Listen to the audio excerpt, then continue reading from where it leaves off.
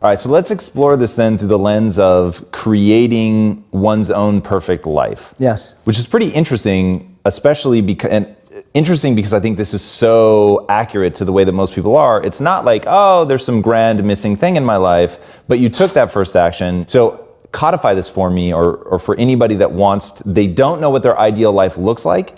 They just know that they're not living it yet. Mm-hmm. So step number one is take it seriously. To find out if the hypothesis is true or not, you have to take the experiment. You have to do it sincerely. Mm-hmm. What comes after that? I think even one step before that is opening yourself up to new role models and new experiences.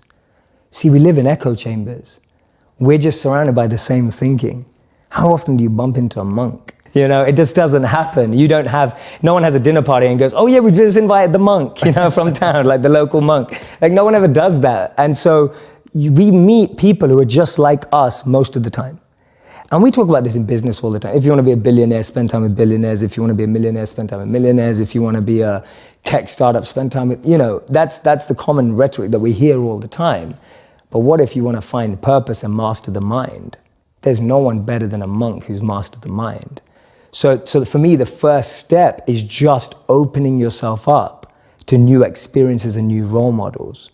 Because most of us can't see ourselves in people, so then we try and fit ourselves into the boxes that we do see. And I mean, there's this beautiful quote that I've been saying it everywhere, and I wish I wrote it, but I didn't. So it's by a philosopher and writer named Cooley.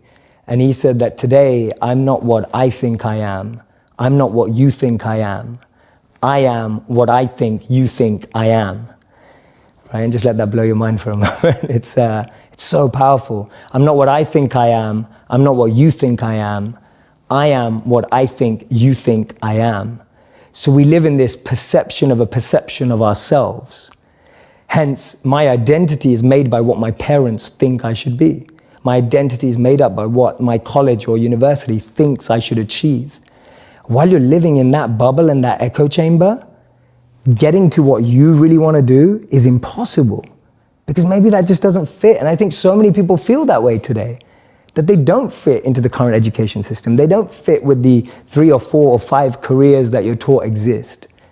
So that process of self-excavation and actualization first requires being exposed. You can't be what you can't see.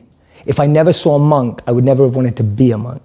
If I never meet a billionaire, I wouldn't want to be one, because I wouldn't know what that feels like. I don't know what it looks like. I don't know what it takes. And I think that's the biggest challenge of our society, that we're not exposed. So that's the first step, being exposed to unique experiences and role models.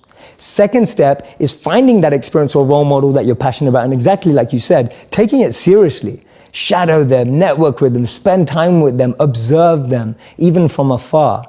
It takes that observation, being addicted to observing that person's lifestyle. And then the third step is going yes or no. Does that work for me? Not everyone who's going to go off and become a monk is going to feel like the way I did, and that's cool. But not everyone is going to go and follow and shadow a billionaire and go, that's exactly the lifestyle I want. They may want the result, but do they want the hard work that goes with it? And so for me, that's the third step. It's observing, focusing, shadowing, getting as close to the process of that individual, and then going yes or no. Do I want that process? Not do I want the result? Everyone wants to be that monk who's fully enlightened, can walk through, has an incredible aura that people just gravitate towards. But when you realize he has to wake up at 2 a.m. every day and sleeps about 4 to 6 hours, you're like, I don't want to do it. That doesn't sound like me.